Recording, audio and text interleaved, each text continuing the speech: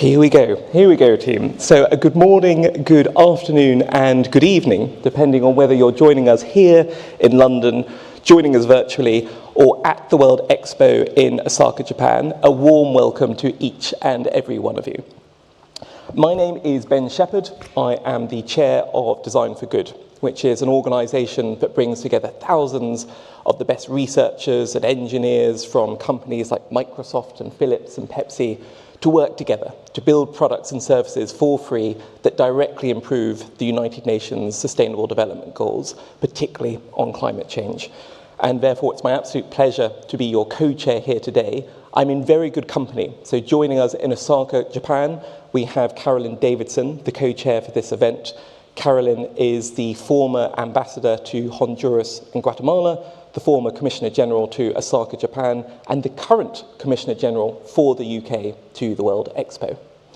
Now, we are at the end, the penultimate, the final mark in a series.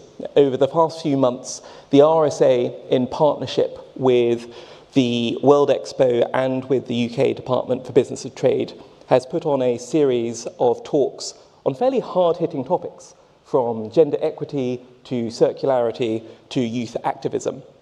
Today marks the final in that series, what I'm hoping will be a highlight in the series today.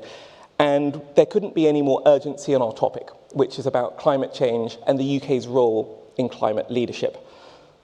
Now, I mentioned urgency.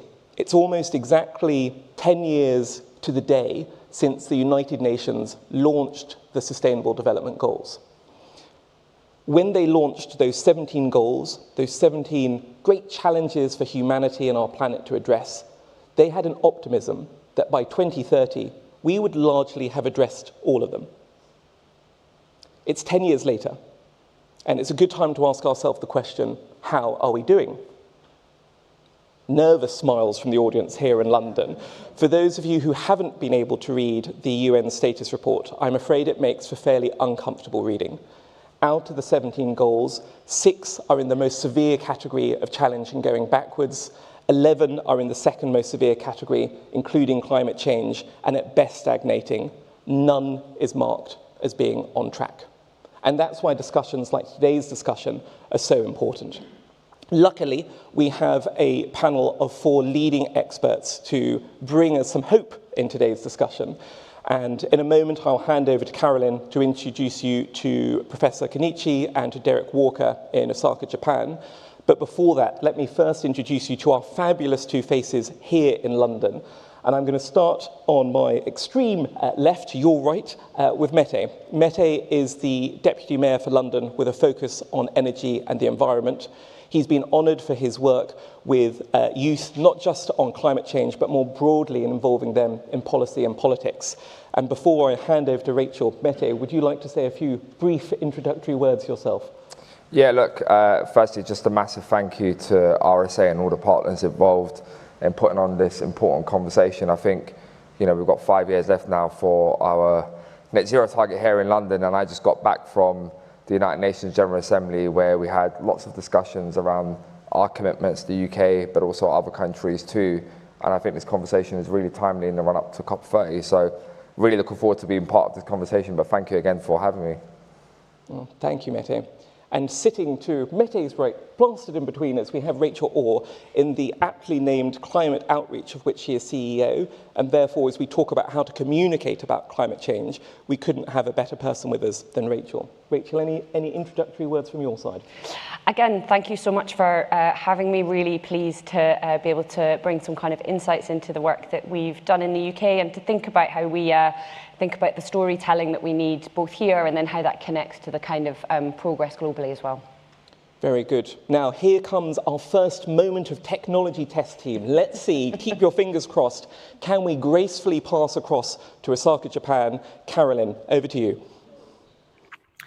Well, here's hoping that the technology works. Good evening from all of us here in Osaka. Could I have a thumbs up if you can hear us in the great room? Excellent. First goal of the evening achieved. So thank you. It's great to have everybody here to have this final event with the RSA. We've been really pleased and privileged to partner with you over the course of Expo. We are now in the final week here of an Expo which was very much focused on taking stock of progress towards the SDGs, the theme of Expo, Designing Future Society for Our Lives, and an important stock take with, as you say, only 5 years to go, and some sobering reading and sobering thoughts for all of us.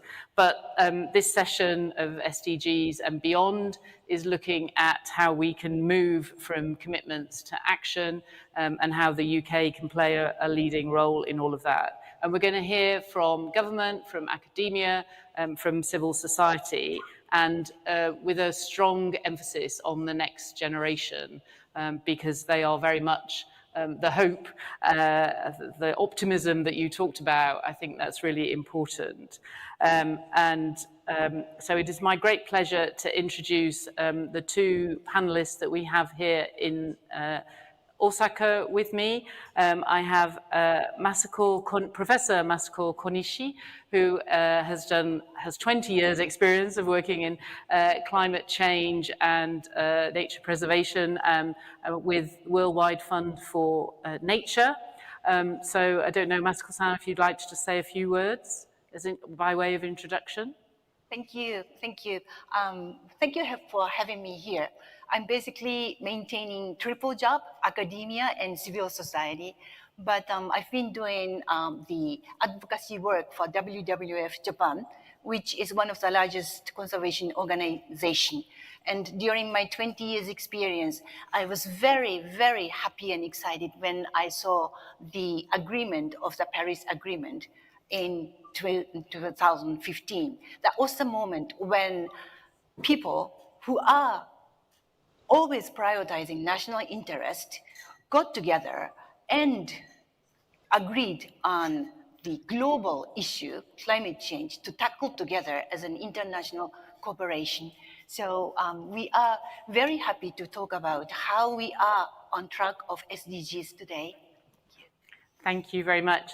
And Masako-san is joined by Derek Walker, who is the Wellbeing Future Generations Commissioner from Wales. I'm always very proud that the UK was the first country in the world to introduce a Climate Change Act, which holds our government to account in delivering a net zero future. And Wales has gone one step further by being the first country in the world to introduce a Wellbeing of Future Generations Act. And Derek's role, I think, is to hold the government to account on delivering on that. Derek, please, a few words of introduction. Well, thank you, Noswaita. Hello, konnichiwa, good evening. My job is Future Generations Commissioner for Wales, as you've heard, and it's very much about keeping future generations in mind, embedding sustainable development in how we run government and public sector infrastructure in Wales. So we know it's tough, isn't it, to think about and act on the big issues of our time. But what we have in Wales is now 10 years of experience, similar to the SDGs, of embedding an approach to long-term thinking and action in our way of governing. So I'll be happy to share our experiences. Thank you. Thank you very much. And now, Ben, I'd like to pass back to you in London. Well, there's a big breath of relief here in London. That worked beautifully. So thank you to the team who have put this on. Let's jump straight into it. And Mette, if I can, I'll do it with you. You have this extraordinary privilege to lead policy on environment in one of the world's leading cities. From your experience, whether it be from London or other cities you've observed, what are cities already doing fabulously well at embedding the SDGs and climate action into their day-to-day policy? And perhaps even more excitingly, what aren't they doing well? What more could they be doing? What should they be doing to make a difference? So look, great question. And I often think when we talk about how we, protect our planet for the sake of future generations, we, rightly have a focus on nations and what nations can do and a lot of the international agreements that take place. But actually, it's cities that are on the front line that are actually leading the transition. And, before becoming Deputy Mayor, I had the great privilege of being a councillor here in London for over 10 years in the London Borough of Hackney, where I led both the environment and transport.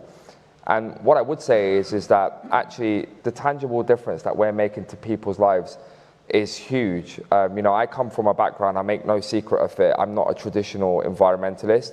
I actually grew to care about this issue partly because I saw communities like mine suffering firsthand from the impacts of climate change. You know, you go home, you see your parents opening up their energy bills year on year and seeing an increase in their energy prices because we're dependent on fossil fuels, and every time something happens around the world, it's working class Londoners who are paying the price for something they didn't cause in the first place. Or the fact that when you're a child playing on the playground, football with your friends, you're disproportionately suffering with asthma because of an air quality crisis that we didn't cause. So I think this is a massive social, racial and economic justice issue. And I actually think the green transition is one of the biggest economic opportunities of the 21st century. I think it's a huge opportunity for us to think about how we can redistribute wealth across our society and actually tackle inequalities really at its core. And I think cities have a huge role to play. If you look at what we've been doing in London, last week we announced that for the first time since records began, air quality levels in London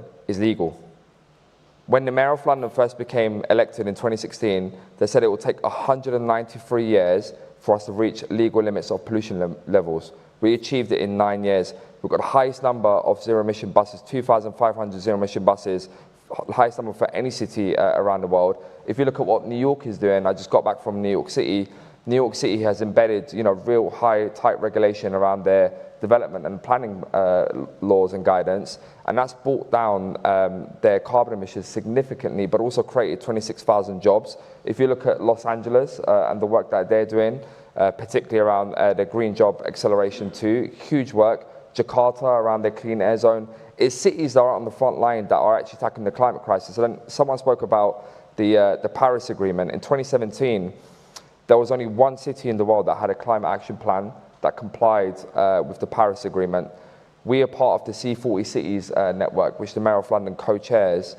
And now we've got over 100 cities around the world that are complying with the Paris Agreement. And cities are actually, you know, per capita, are massively ahead of nations when it comes to cutting down emissions. So what I'm trying to say is one of the big focus areas that we've been working on is, especially ahead of COP, is to say, it's great having all of these conversations at a very international level, but you're going to have to come and talk to, for example, me and Sadiq about how we, you know, retrofit our housing stock in London. How do we cut down transport emissions? How do we make sure that we create more access to green space? You know, we're the ones who are going to have to practically deliver a lot of these policies that we're agreeing at an international level. So we've really got to make sure that cities and regions are at the heart of the conversation that we're taking in part of COP. Good. And I think that does give us real hope. I'm going to be naughty and push you for more, though. As much as you're allowed to say, what aren't we doing? What more can we do? What's something you would love to see us achieving in the coming weeks and months? Look, I think ultimately, you know, I think we'd be lying if we're saying that, you know, everything is great and, you know, we're ahead of the curve. We're not, you know, like that's the reality. We're probably not going to reach all of the targets that we've set ourselves in terms of, you know, our net zero targets. I think having ambitious targets are important because it moves the government machine to actually do things, and that point about accountability is so important. I think we've lost a lot of time. I think we're living in incredibly uncertain times where you see climate denialism on the rise, where unfortunately we have, you know, the leader of the most powerful country in the world who denies climate change and the impact that has on other nation states for action. And that has an impact on cities because, you know, for example, you take retrofit and how do we make sure that we're helping improve energy efficiency across our city. For the first time in London, we've announced a big plan to get to 22,000 homes within the next 2 years. But we didn't have that progress in the last 9 years because the reason why we didn't is because the previous government didn't believe in the same level of ambition. So I think we've lost a lot of time, and you know we keep talking about future generations. And one of the things that I'm most focused about in my role is making sure that how do young people, but also Londoners, co-produce and co-shape the progress that we're going to make in London. I think there's a real danger we can end up doing to people rather than working with people. And for me, my sort of main focus is about making sure that London's next climate action plan is co-produced, co-designed by Londoners to create that sense of ownership for London. Brilliant. Thank you, Mette. And you mentioned that the future generations. Carolyn, I'm wondering if I might try again my luck at technology and passing back to you. Would either Derek or Masako want to comment on this topic as well? Masako-san? Sorry, I couldn't catch it. Can you please But do you repeat have it any again? reflections on what Mette has just said? Yeah, I was very impressed to hear that, London initiative is so great from my perspective because, the Paris Agreement itself is a very voluntary initiative that when you think about the compliance of the Paris Agreement, cities' collaboration, especially such as UK, London's leadership, played a really big role, I believe, because then if cities get together like C40, which London really initiated, and then try to promote the climate action beyond the government action, that is really a power. And I do believe it's a hope, and I do respect London.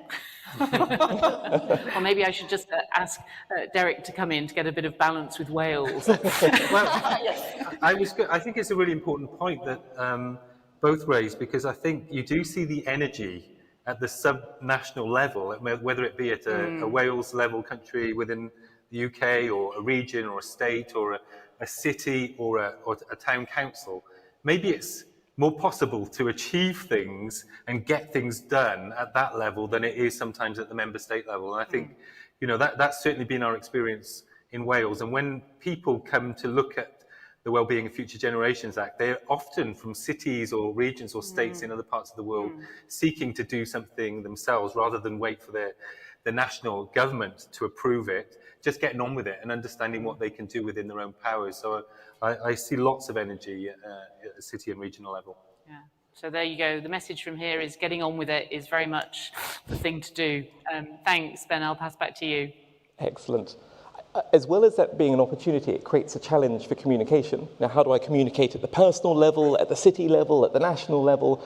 And I know, Rachel, this is an area you've put a lot of thought into. Question for you to share with all of us. How do you communicate on climate change, not just in a way that creates awareness, but goes beyond awareness, that creates trust, that creates action? How do you do it?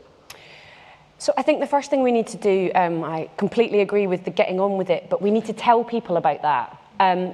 All those things that you've just talked about, Mette, I bet you 90% of Londoners don't know about that progress that we've made.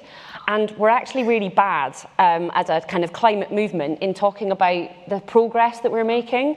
So often when you start a conversation with someone about tackling climate change, they think we're starting from now because we don't talk about how far we've come in terms of emissions reductions. We don't talk about how much of our energy is now powered by renewables. And when you tell people that, they say, oh, I'm really surprised, I'm really excited. Oh, that means this feels possible. Because this thing called climate change, it just feels completely overwhelming and kind of impossible to kind of picture and think about how we're going to do anything about it. So actually, if you can kind of, chunk it down and tell people what it means in terms of policies, like lower bills, like good green space, like clean air, but also that we have started making progress. There's an awful lot more to do. We're not going fast enough. Of course, we need to keep the urgency. But if people don't understand that we're making progress, then they just get completely demoralized that it's kind of worth leaning in and trying to do anything. Good.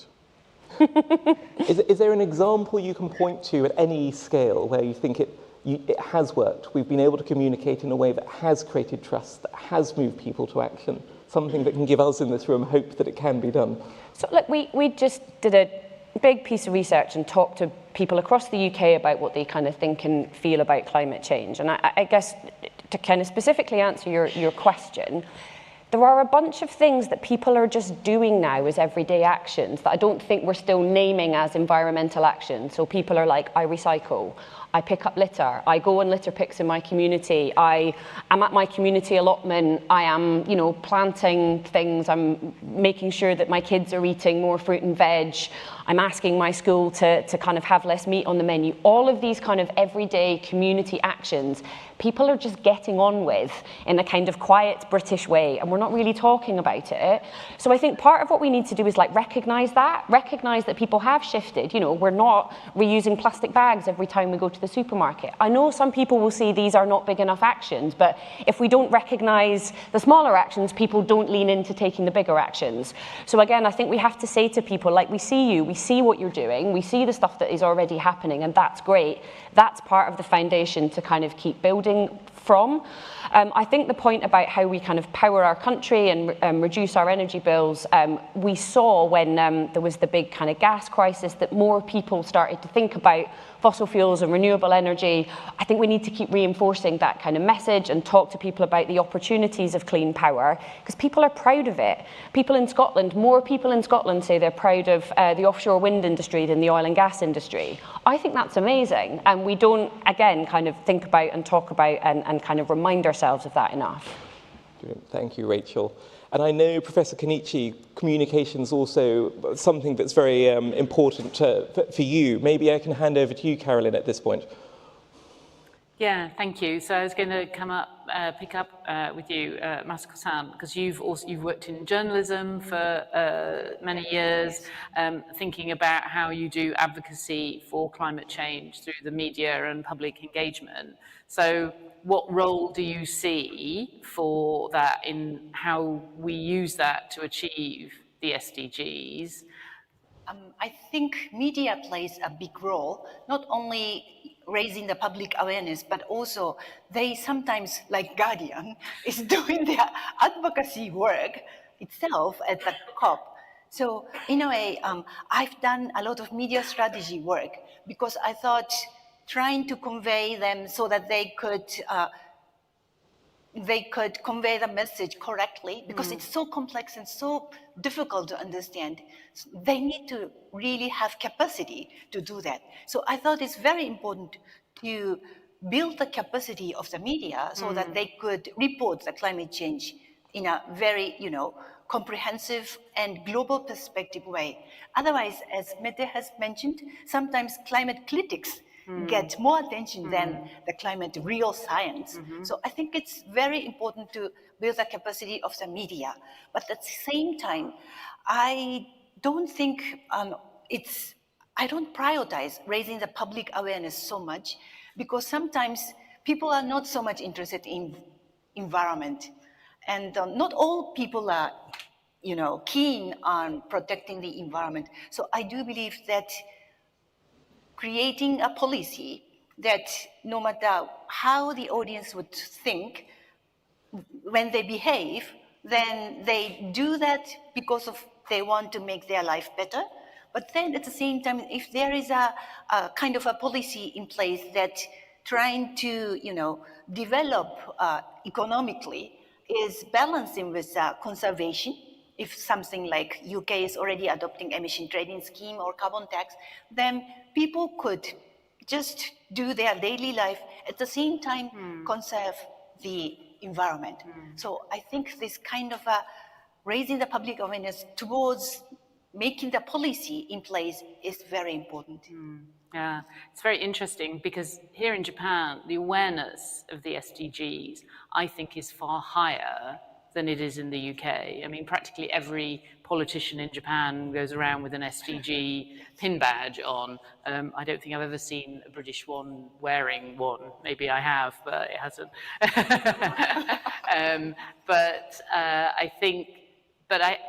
And so awareness of SDGs here is very high, but I don't think awareness of climate change is as high in Japan.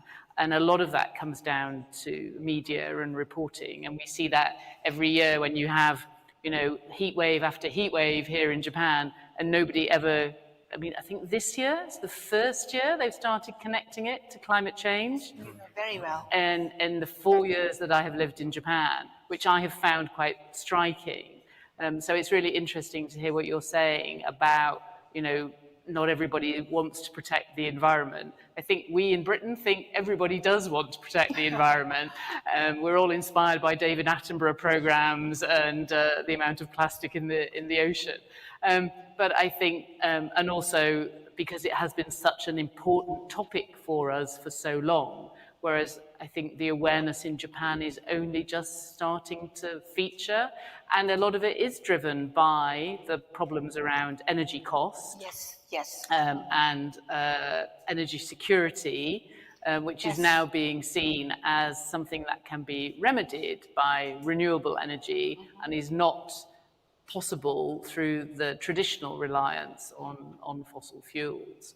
But I don't know if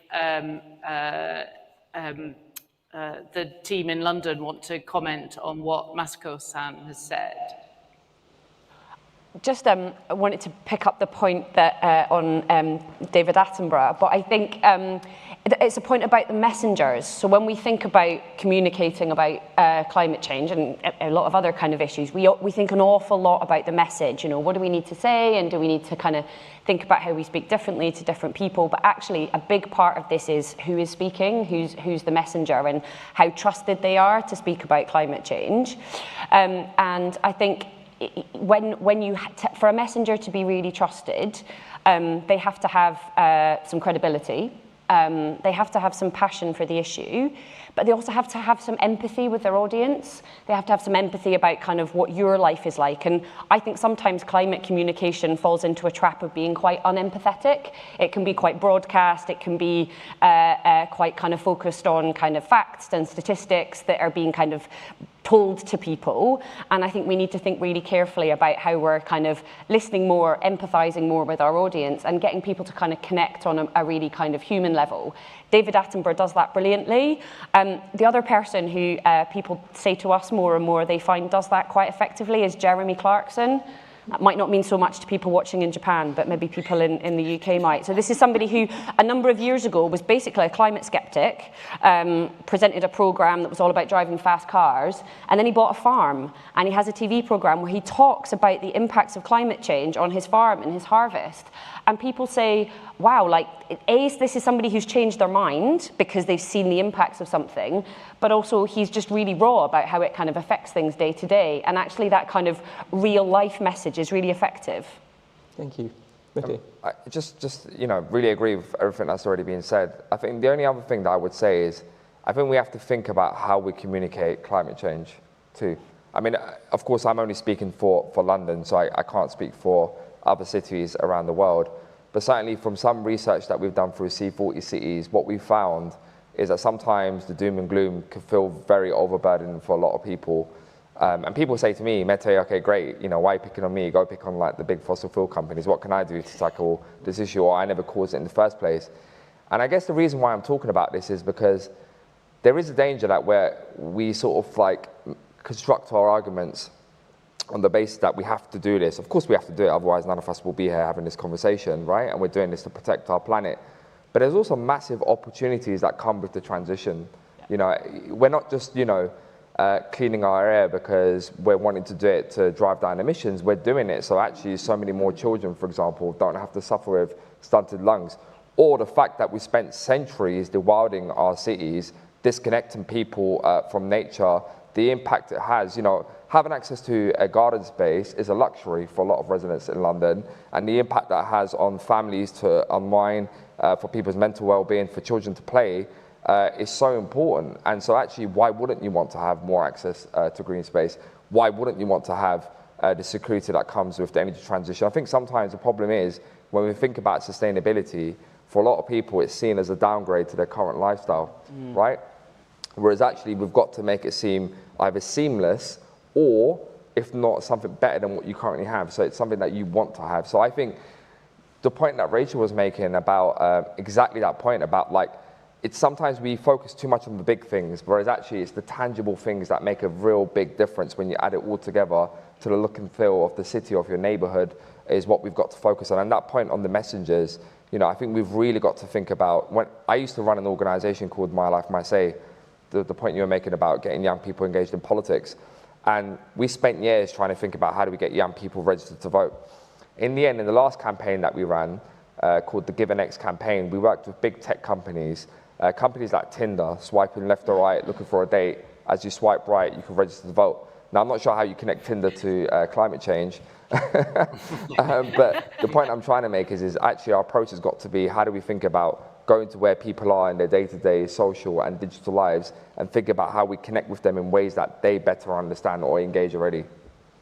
Well, it's a swipe right from me, and let's swipe back to Carolyn. What do you think, Osaka? Thanks very much. I'd now like to turn to Derek and ask a little more about Future Generations Act, because, yeah, I mean, this is something, you know, it's just embedded, or is in theory embedded in the practice of the Welsh Government, that all policy has to be thinking about the future generations. And how is that being communicated, I suppose, is one point around that, and how is it succeeding and delivering? I mean, it's now 10 years old, since it started, so presumably there is quite a bit of evidence to work with. There is good evidence. Firstly, on the communications point, I agree with all that's been said, but communications is two ways. So it's talking about the positive impact of tackling the climate emergency, but it's also engaging people in the conversations about the decisions that we need to take. One of the biggest things that I hear about most often in this role is challenges around infrastructure, new wind farms or new solar farms, people not feeling engaged in conversations about where they should be placed, and these things being imposed. And these are not climate deniers, these are not always NIMBY people, and not in my backyard protests, but these are people feeling like decisions are being done to them and they're not involved in taking those decisions. And so I say that because one of the key parts of the Wellbeing of Future Generations Act is an involvement principle. There are 5 ways of working, which is about the culture that we seek to embed to take the right decisions for tomorrow. And one of them is involvement. And that means taking decisions together with people on climate, on nature, on health, and on the economy. And I think that's super important. So just to tell you a bit about the Wellbeing of Future Generations Act, it was introduced in 2015 as a way for Wales to show and to take action rather than to just show how we were going to deliver against the SDGs. So you can see from my little badge here, we mirror the images of the SDGs, but this is our 7 well-being goals. And we have a vision for the country, which people were involved in developing through a conversation called The Wales We Want. And we have 50 national indicators, including indicators around climate. And we have these 5 ways of working, which I talked about, which public bodies are obliged to implement. And what this does is, what we think we have in Wales is a practical model of how you can do this stuff. I think sometimes it can feel quite nebulous, agendas around future generations or thinking in terms of SDGs, but how do you deliver that in practice? Well, we've got legislation which obliges our public bodies, our national parks, our councils and our health boards to put in place long-term plans for the future, to think long-term and understand what action they can take to deliver against the SDGs. My job as a commissioner is to keep an eye on that. I'm independent of government. I scrutinise their delivery. I advise them on delivery, and I undertake investigations if I'm not satisfied with progress. This year I presented a report on 10 years of the legislation, to get to your point about impact, Carolyn. And you can clearly see over the last 10 years some really important decisions for climate and nature in other areas that would have gone in a different direction or wouldn't have happened if it hadn't have been for the Wellbeing of Future Generations Act.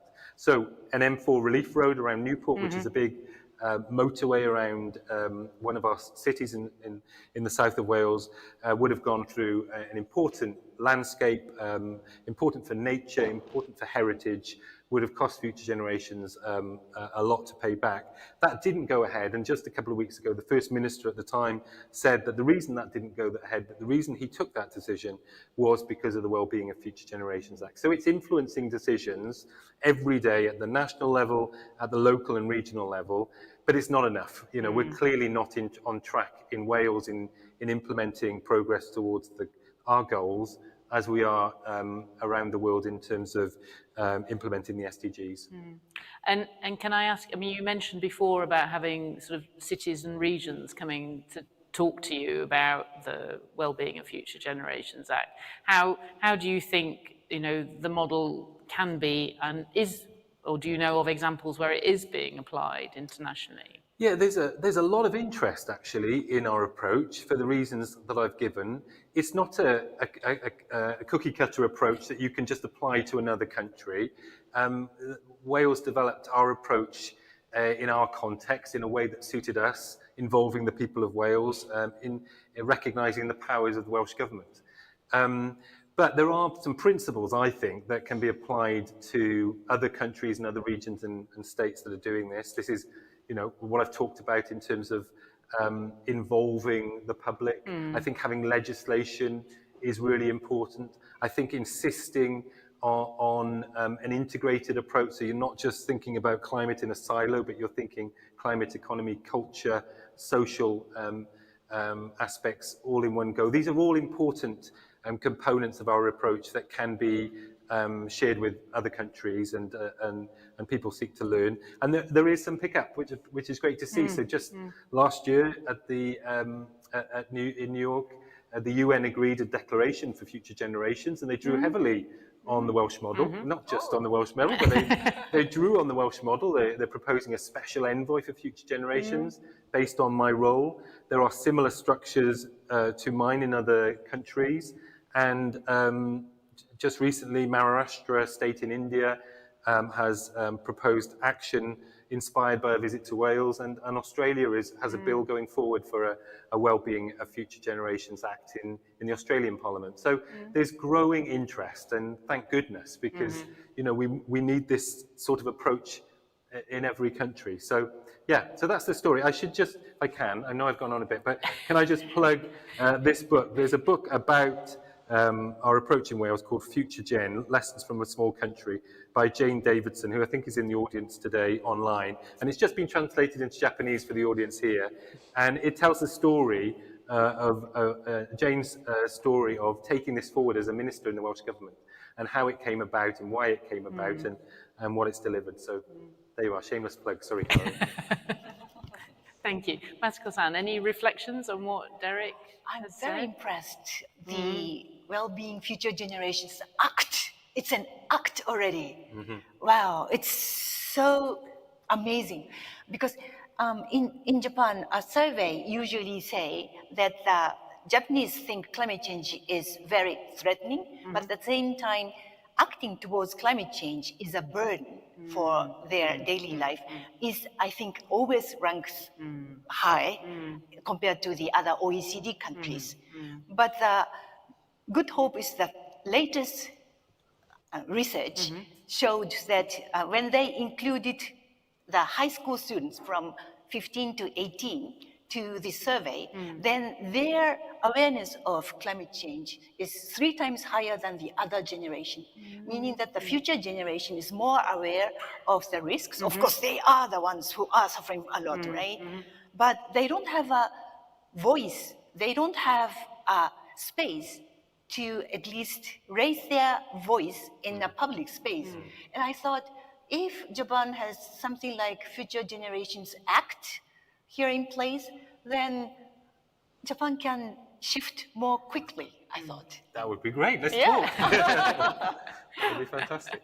Thank you. And on that note, I'll pass back to you, Ben. I think Masako-san picking up very much Mete's point about climate change being seen as a burden, and the importance of it actually being seen as a positive choice, not something that where you're choosing to make your life more difficult. You're actually doing something positive to contribute to the future. But I'll pass back to you in London. Well, thank you for that, and thank you both to Masako and Derek, particularly Derek. I think, shameless plug aside, you've given us an optimism that we can make a difference through policy and actually see real-world changes, so well done. We're going to do the brave part now, which is to open the floor and see if we've got some questions. We have the ability both to take questions here in London and Osaka, and through the power of this mini iPad, some from our YouTube listeners as well. We're going to start, though, here in London. Would anyone like to ask a question of our panellists? A hand flies up from the side. Just wait for one moment for the roving mic. Hello, my name is Biju Menon. I'm an entrepreneur. We're building an energy company. Energy from paint is our proposition. But my question is about narrative. So I come from an HR tech background where we came with a unique concept there. Where the narrative there, in terms of diversity and inclusion, were related to finance. So they came with a financial incentive to drive change. What I'm not seeing here for delivery partners, corporates, to deliver the policies by the government, which is an effective way, there has to be a narrative that has to be related with finance, money. What is the return on investment? Without that, it will be like talking for many years, but the change will be not as fast as one can expect. So I would like to understand your take on a narrative where you can correlate with financial incentive. So yeah, that's my... Very good. And just for our audience in Osaka to repeat that back, so we're talking about the importance of return on investment in the financial side of the transition to a just and green world. Mete, I saw you sit forward. Maybe I can hand to you first. No, I'm really happy you asked that question, because often I don't think we talk enough about the private sector or business and money, because like you say, I often think that the world of business is moving at 1,000 miles per hour and the world of politics is moving at minus 50 miles per hour across so many different areas. And we're dealing with it, for example, on AI now. Now, one of the things, as you're rightly saying, is we've got to really think about how do we make sure, we know here in London, if we want to reach our net zero 2030 targets, we've got to attract at least £75 billion of investment in our green economy. And I spoke earlier about the green transition being one of the biggest economic opportunities of the 21st century. And what we've been doing here in London is really thinking about actually our buildings and thinking about what return of investment we can get from the private sector. So we've got a £1 billion climate finance facility where we've been able to develop a pipeline of projects across the city on thinking about decarbonising our buildings. So a good example is the London Olympic Stadium, right?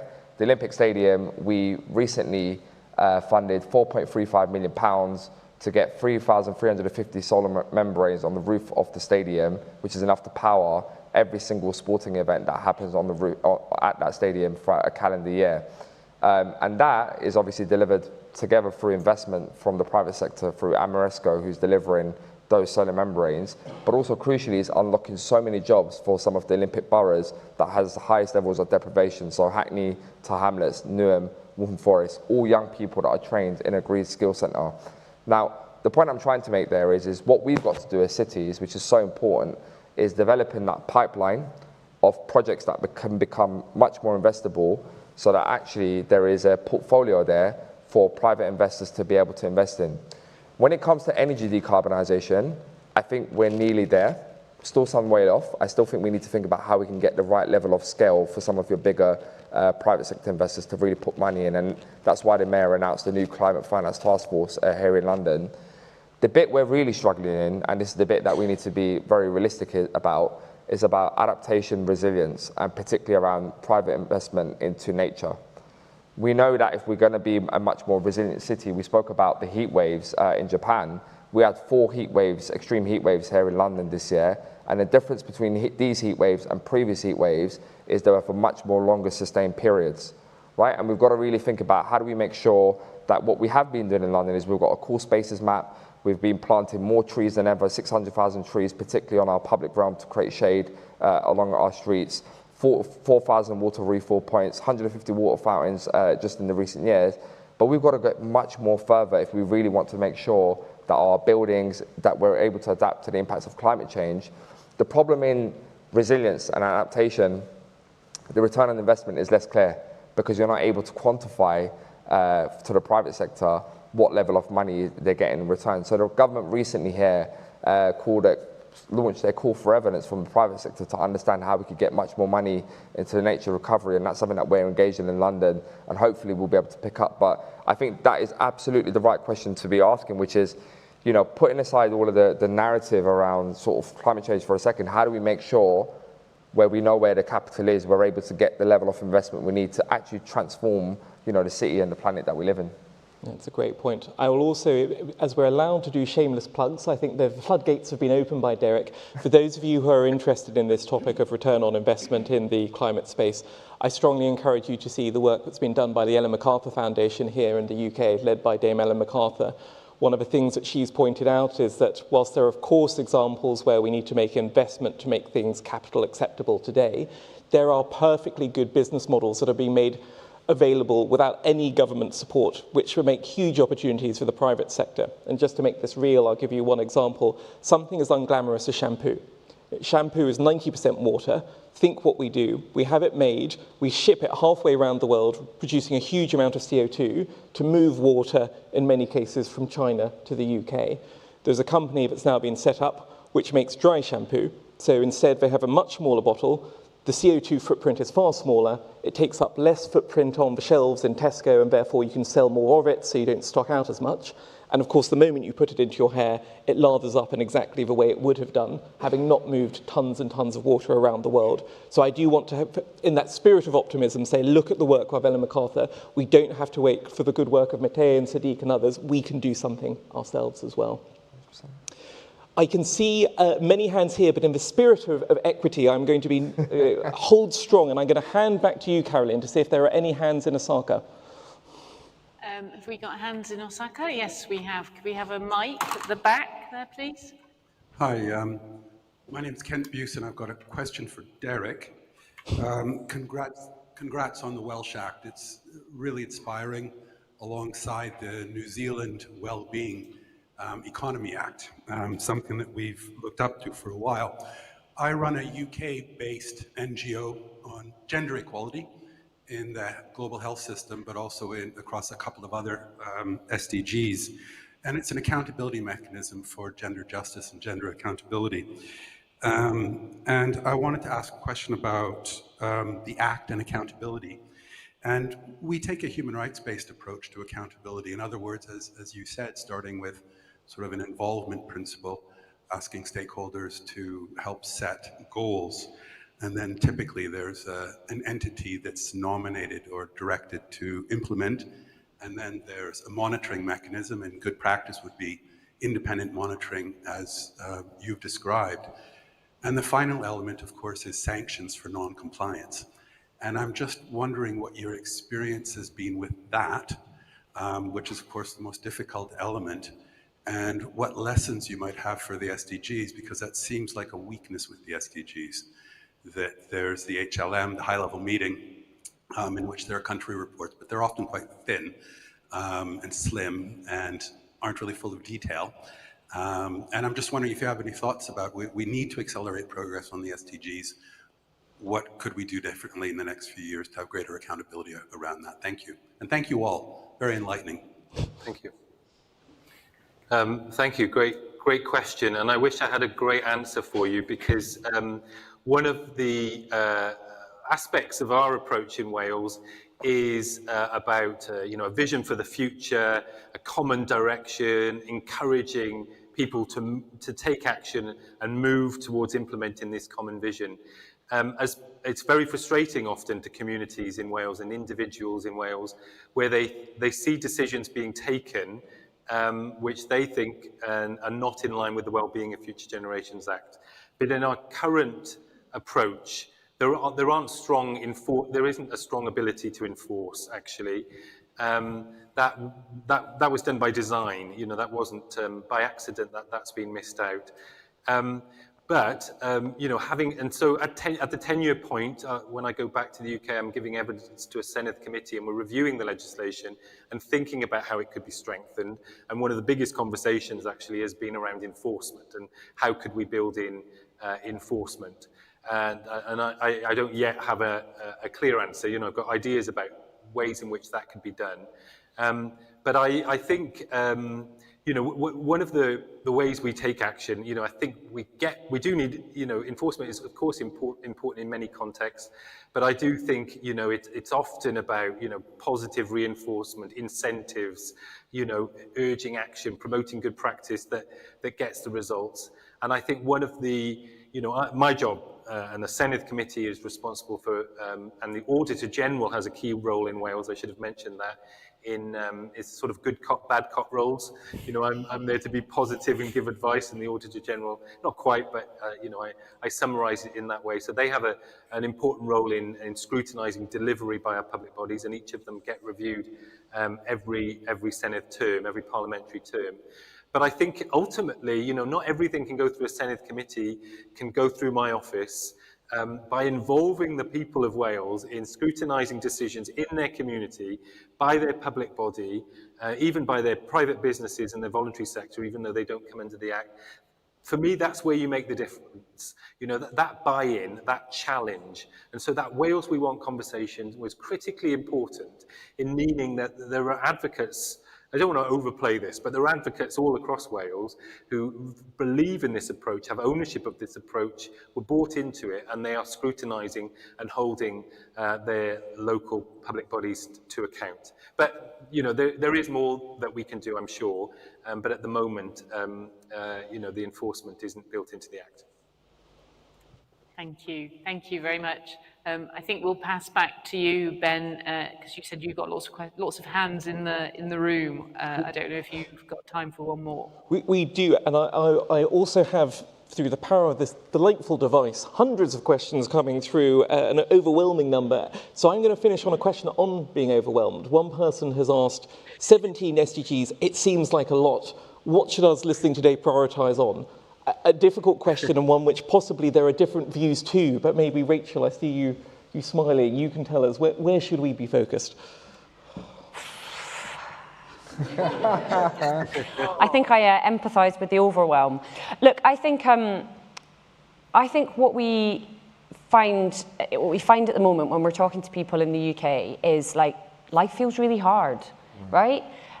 People are saying things that the treats that I could maybe have afforded 10 years ago, I can't right now. I'm not able to take my kids out to do things that I want to do, or I'm cutting back on essential spending. Life feels like it's hard and getting harder. My high street feels like it's not somewhere I'm proud of any longer. How can we kind of inject what you've been trying to do, I think, really effectively through this discussion, like more sources of kind of hope and positivity? So for me, the things about kind of where do we focus on the SDGs is like, what are the things that can tangibly make a difference in people's lives? So what can you as an individual do? Of course, we have a voice and we need to use that, and we need to be kind of talking to our politicians about what more they can do and where they can be more ambitious. For me, that's about not just the ambitions of climate within the Department for Energy and Climate Change, but across the government. Like, what is this role that it's got to belong to the whole of the government, not just the people with like climate in their job title. But actually what I try and kind of temper that with is like, what can I do? What can I do as a mum? What can I do in the place that I live? And whether that's on, helping people who have got a really tough life, or whether that's on helping to plant some trees, I think it's really important to kind of say, what are the tangible things that we can do every day to make people's lives feel a wee bit easier? And then how can we use our voice to be putting that pressure and the accountability on the people with the most power to make those kind of bigger changes as well? Brilliant. Well, thank you, Rachel. And on that note of optimism, we will bring our hour to a close. How quickly it has flown by. I wish we had more time. I'm going to just do a round of thanks, and I know you'll want to join me at the end on this. Firstly, a huge thanks to our four panellists, to Rachel, to Mette, to Masako, and to Derek for their time. A particular thanks also to Carolyn, not only for co-chairing, but for being the leading champion for the UK at the World Expo over the past few months. A thanks also go to the RSA, to the UK Department for Business and Trade, to the World Expo, and specifically to the UK Pavilion for making not only today possible, but this hard-hitting series possible over the past few months. So I hope each of you have enjoyed this hour. Perhaps even more than that, I hope each of you walk out of this room, whether you represent a small organisation, a large organisation, or you're in between organisations, but with this feeling of what can I commit to? What difference can I make to? And to repeat what you've heard from many of us today, we only have 5 years. It's a very short time. There is real urgency here. So walk out of those doors, have a wonderful day, and think, what can we do? Now join me in thanking our wonderful panellists.